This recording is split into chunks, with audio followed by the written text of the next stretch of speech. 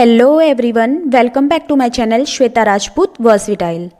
तो गाइस, आज हम जा रहे हैं श्री सत्यनारायण भगवान की कथा सुनाने। तो ध्यानपूर्वक सुनिएगा। प्रत्येक माह के शुक्ल पक्ष की पूर्णिमा तिथि के दिन श्री सत्यनारायण भगवान की पूजा का विधान है। इस दिन भगवान विष्णु की विधिवत पूजा की जाती है और घर में सुख समृद्धि के लिए कथा का श्रवण किया जाता है। यह पूजा आमतौर पर हर महीने की पूर्णिमा के दिन की जाती है। यह विशेष अवसरों पर और उपलब्धियों के समय भगवान के प्रति कृतज्ञता अर्पित करने के लिए भी किया जाता है। श्री सत्यनारायण भगवान वैष्णव परंपरा में भगवान विष्णु का ही सत्य स्वरूप हैं। भगवान विष्णु की कई तरह की छवियां प्रचलित हैं। इनमें एक सबसे प्रसिद्ध है जिसमें वह क्षीर सागर में शेषनाग की शैया पर आराम की मुद्रा में हैं। देवी लक्ष्मी उनके पैरों के पास बैठी हुई हैं। तो भक्तों, आइए अब सुनते हैं श्री सत्यनारायण कथा का प्रथम अध्याय।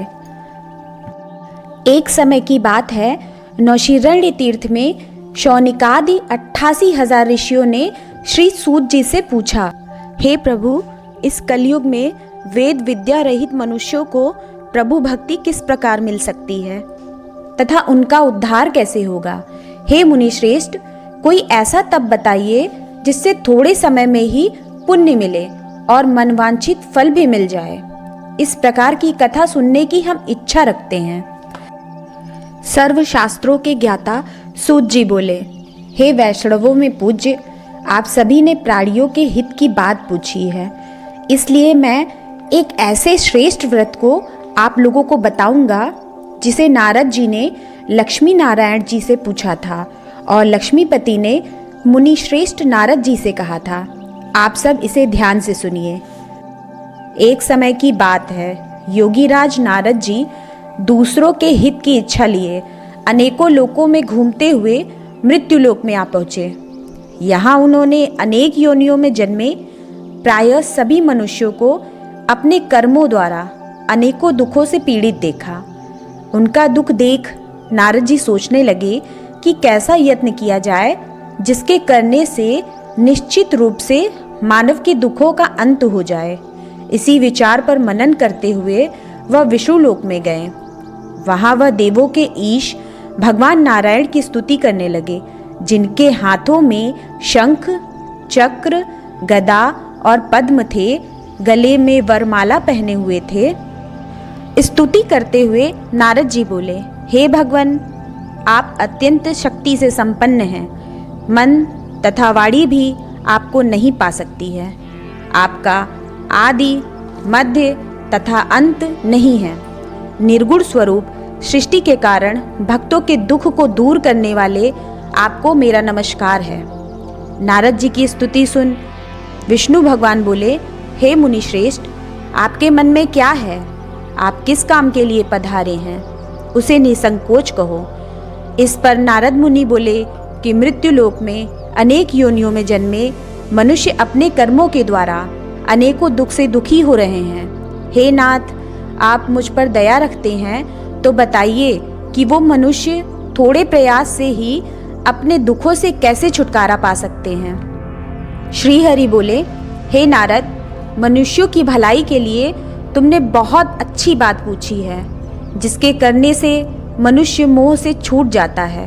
वह बात मैं कहता हूँ, उसे सुनो। स्वर्गलोक व मृत्युलोक दोनों में एक दुर्लभ उत्तम व्रत है जो पुण्य देने वाला है। आज प्रेमवश होकर मैं उसे तुमसे कहता हूँ। श्री सत्यनारायण भगवान का यह व्रत अच्छी तरह विधान पूर्वक करके मनुष्य तुरंत ही यहाँ सुख भोग कर मरने पर मोक्ष पाता है। श्री हरि के वचन सुन नारद जी बोले कि उस व्रत का फल क्या है और उसका विधान क्या है? यह व्रत किसने किया था? इस व्रत को किस दिन करना चाहिए? सभी कुछ विस्तार में बताएं। नारद जी की बात सुनकर श्री हरि बोले, दुख व शोक को दूर करने वाला यह व्रत सभी स्थानों पर विजय दिलाने वाला है। मानव को भक्ति व श्रद्धा के साथ शाम को श्री सत्यनारायण की पूजा धर्म परायण होकर ब्राह्मणों वह बंधुओं के साथ करनी चाहिए। भक्ति भाव से ही नैवेद्य, केले का फल, घी, दूध और गेहूं का आटा सवाया लें। गेहूं के स्थान पर साठी का आटा, शक्कर तथा गुड़ लेकर वह सभी भक्षण योग्य पदार्थों को मिलाकर भगवान का भोग लगाएं। ब्राह्मणों सहित बंधु बांधवों को भी भोजन कराएं। उसके बाद स्वयं भोजन करें। भजन कीर्तन के साथ भगवान की भक्ति में लीन हो जाएं। इस तरह से सत्यनारायण भगवान का यह व्रत करने पर मनुष्य की सारी इच्छाएं निश्चित रूप से पूरी होती है। इस कलिकाल अर्थात कलयुग में मृत्युलोक में मोक्ष का यही एक सरल उपाय बताया गया है। इति श्री सत्यनारायण व्रत कथा का प्रथम अध्याय संपूर्ण। बोलो श्री सत्यनारायण भगवान की जय। आइए भक्तों, अब श्री सत्यनारायण कथा का द्वितीय अध्याय सुनते हैं। सूत जी बोले, हे ऋषियों, जिसने पहले समय में इस व्रत को किया था उसका इतिहास कहता हूँ, ध्यान से सुनो। सुंदर काशीपुरी नगरी में एक अत्यंत निर्धन शतानंद नामक ब्राह्मण रहता था। वह ब्राह्मण भूख प्यास से परेशान धरती पर घूमता रहता था।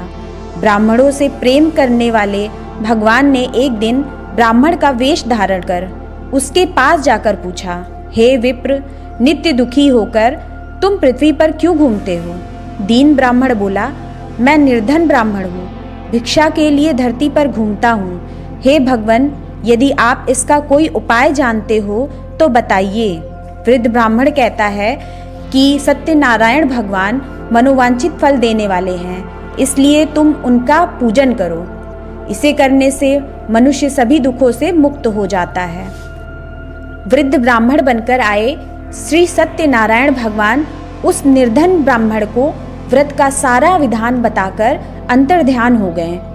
ब्राह्मण मन ही मन सोचने लगा कि जिस व्रत को वृद्ध ब्राह्मण करने को कह गया है मैं उसे जरूर करूँगा। यह निश्चय करने के बाद उसे रात में नींद नहीं आई।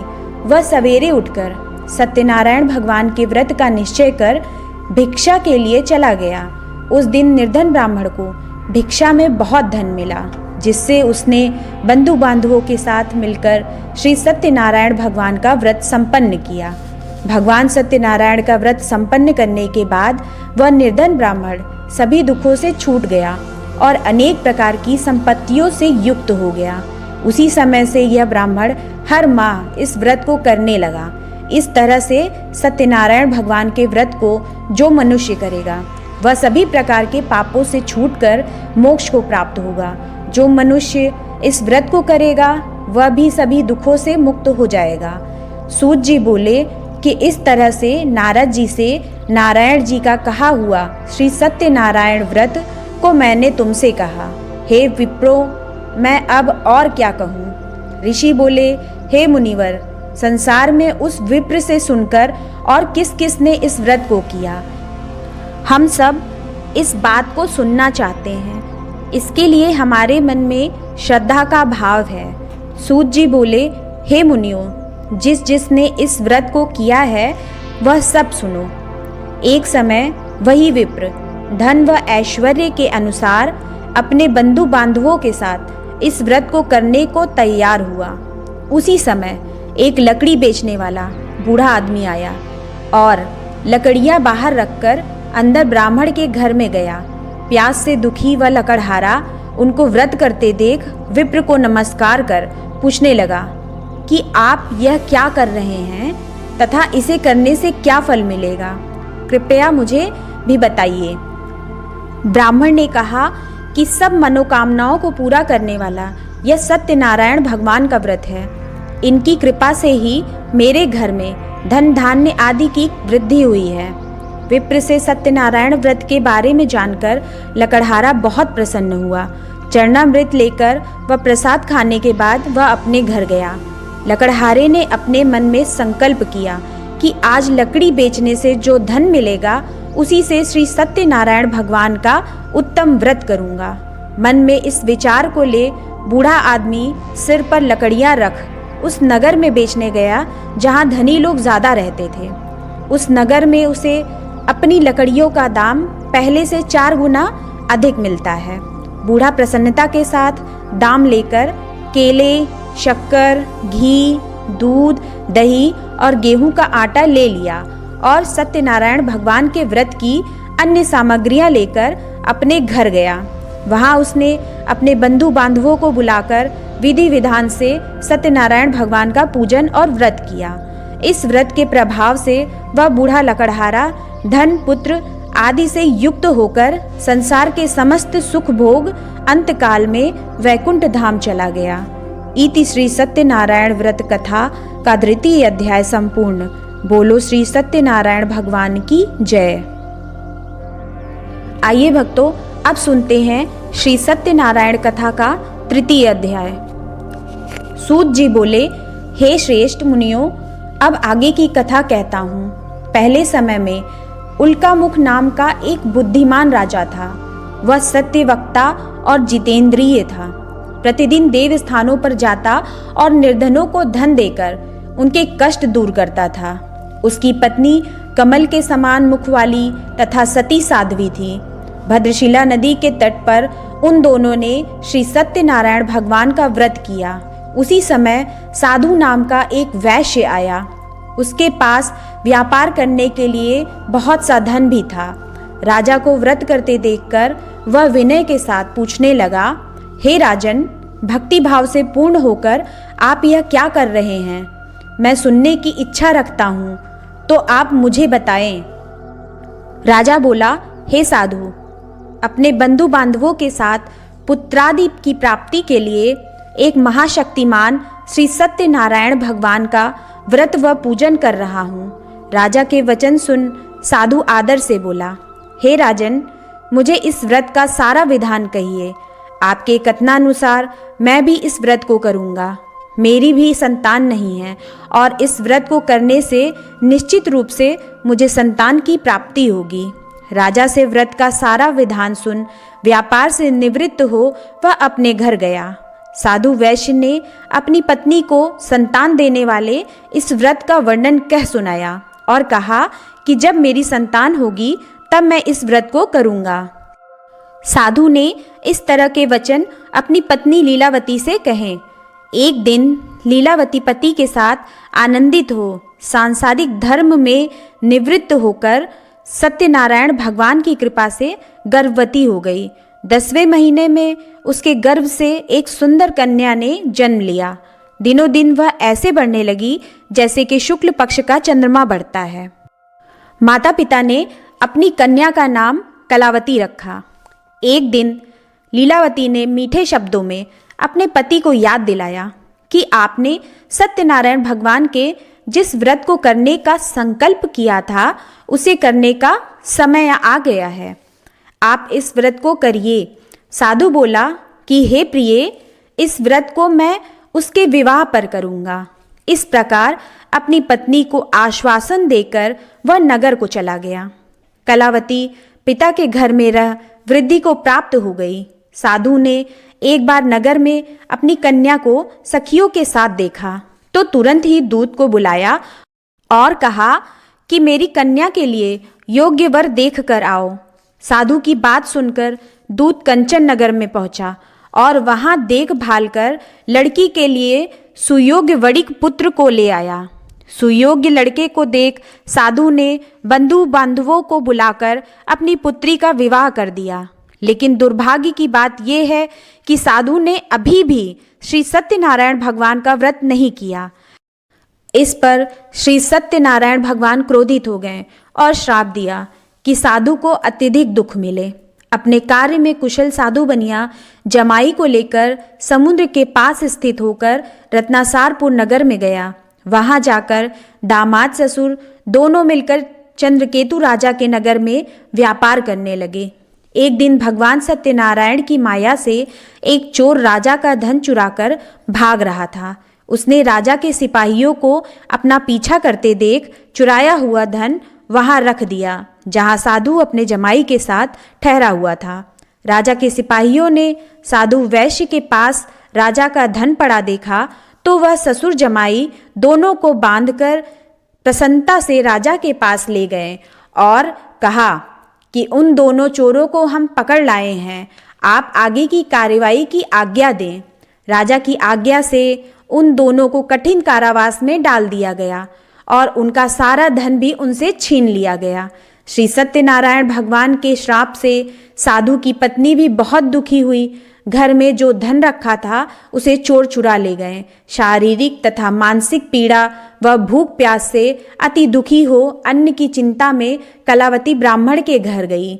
वहाँ उसने श्री सत्यनारायण भगवान का व्रत होते देखा, फिर कथा भी सुनी व प्रसाद ग्रहण कर रात को घर वापस आई। माता ने कलावती से पूछा कि हे पुत्री, अब तक तुम कहाँ थी?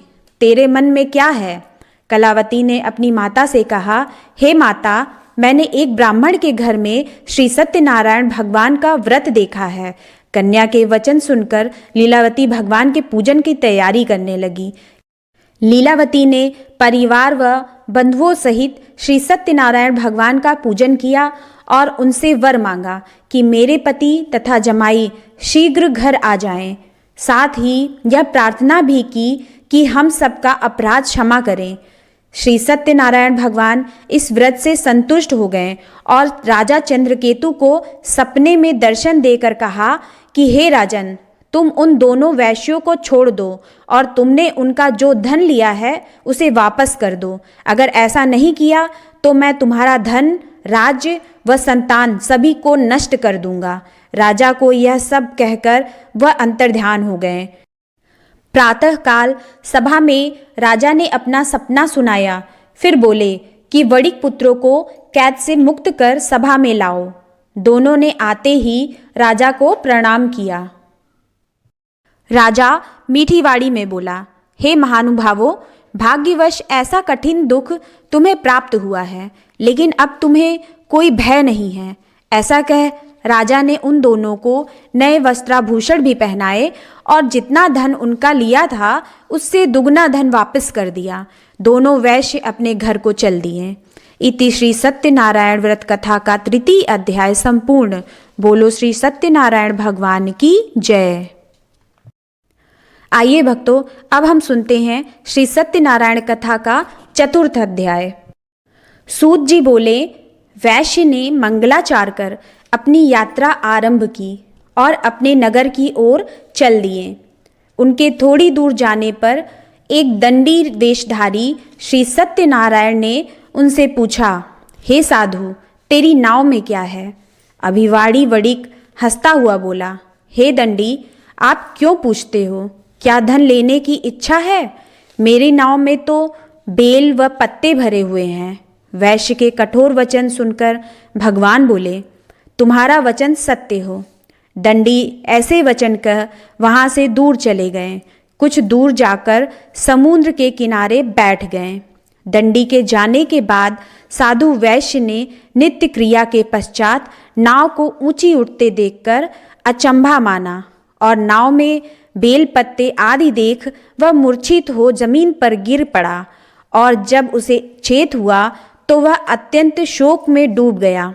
तब उसका दामाद बोला कि आप शोक न मनाएं, यह दंडी का शाप है, इसलिए हमें उनकी शरण में जाना चाहिए, तभी हमारी मनोकामना पूरी होगी। दामाद की बात सुनकर वह दंडी के पास पहुंचा और अत्यंत भक्ति भाव से नमस्कार करके बोला, मैंने आपसे जो जो असत्य वचन कहे थे उनके लिए मुझे क्षमा दें। ऐसा कहकर महान शोकातुर हो रोने लगा। तब दंडी भगवान बोले, हे वणिक पुत्र, मेरी आज्ञा से बार बार तुम्हें दुख प्राप्त हुआ है, तू मेरी पूजा से विमुख हुआ है। साधु बोला, हे भगवान, आपकी माया से ब्रह्मा आदि देवता भी आपके रूप को नहीं जानते, तब मैं अज्ञानी कैसे जान सकता हूँ? आप प्रसन्न होइए, अब मैं सामर्थ्य के अनुसार आपकी पूजा करूँगा। मेरी रक्षा करो और पहले के समान नौका में धन भर दो। साधु वैश्य के भक्ति पूर्वक वचन सुनकर भगवान प्रसन्न हो गए और उसकी इच्छा अनुसार वरदान देकर अंतर्ध्यान हो गए। ससुर जमाई जब नाव पर आए तो नाव धन से भरी हुई थी। फिर वहीं अपने अन्य साथियों के साथ सत्यनारायण भगवान का पूजन कर अपने नगर को चल दिए। जब नगर के नज़दीक पहुँचे तो दूत को घर पर खबर करने के लिए भेज दिया। दूत साधु की पत्नी को प्रणाम कर कहता है कि मालिक अपने दामाद सहित नगर के निकट आ गए हैं। दूत की बात सुन साधु की पत्नी लीलावती ने बड़े हर्ष के साथ सत्यनारायण भगवान का पूजन कर अपनी पुत्री कलावती से कहा कि मैं अपने पति के दर्शन को जाती हूँ, तू कार्य पूर्ण कर शीघ्र आ जा। माता के ऐसे वचन सुन कलावती जल्दी में प्रसाद छोड़ अपने पति के पास चली गई। प्रसाद की अवज्ञा के कारण श्री सत्यनारायण भगवान रुष्ट हो गए और नाव सहित उसके पति को पानी में डुबो दिया। कलावती अपने पति को वहां ना पाकर रोती हुई जमीन पर गिर गई। नौका को डूबा हुआ देख व कन्या को रोता देख साधु दुखी होकर बोला कि हे प्रभु, मुझसे तथा मेरे परिवार से जो भूल हुई है उसे क्षमा करें। साधु के दीन वचन सुनकर श्री सत्यनारायण भगवान प्रसन्न हो गए और आकाशवाणी हुई, हे साधु, तेरी कन्या मेरे प्रसाद को छोड़कर आई है, इसलिए उसका पति अदृश्य हो गया है। यदि वह घर जाकर प्रसाद खाकर लौटती है तो उसे उसका पति अवश्य मिलेगा। ऐसी आकाशवाणी सुन कलावती घर पहुंचकर प्रसाद खाती है और फिर वापस आकर अपने पति के दर्शन करती है। उसके बाद साधु अपने बंधु बांधवों सहित श्री सत्यनारायण भगवान का विधि विधान से पूजा करता है, इस लोक का सुख भोग व अंत में स्वर्ग जाता है। इति श्री सत्यनारायण व्रत कथा का 4th अध्याय संपूर्ण। बोलो श्री सत्यनारायण भगवान की जय। आइए भक्तों, अब हम सुनते हैं श्री सत्यनारायण कथा का 5वां अध्याय। सूत जी बोले, हे ऋषियों, मैं और भी एक कथा सुनाता हूँ, उसे भी ध्यान पूर्वक सुनो। प्रजा पालन में लीन तुंगध्वज नाम का एक राजा था। उसने भी भगवान का प्रसाद त्याग कर घोर दुख पाया। एक बार वन में जाकर वन्य पशुओं को मारकर वह बरगद के पेड़ के नीचे आया। वहां उसने ग्वालों को भक्ति भाव से अपने बंधुओं सहित सत्यनारायण भगवान का पूजन करते देखा। अभिमानवश राजा ने उन्हें देखकर भी पूजा स्थान में नहीं गया और ना ही उसने भगवान को नमस्कार किया।